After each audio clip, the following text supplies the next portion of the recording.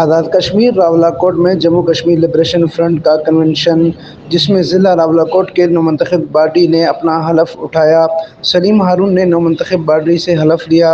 मुंतखब होने वालों में सदर हाजी इब्राहिम, नायब सदर अंसारुल हक, जनरल सेक्रेटरी मकसूद सदुज़ई, सेक्रेटरी नशर व इशाअत अरसलान जन्नत, सेक्रेटरी मालियात एहतशाम शामी, ऑर्गेनाइज़र सरदार हनीफ साहब, deputy secretary general Farid Magrey, in charge social media नुमाइंदगान Kashmiri मजलिस आमला नकी महमूद खुर्शीद, आबिद साबिर अतीक खुर्शीद, राशिद यूसुफ, नसीम हमीद, सरदार शबीर सज्जाद, शाह फरीद अहमद दीगर शामिल हैं।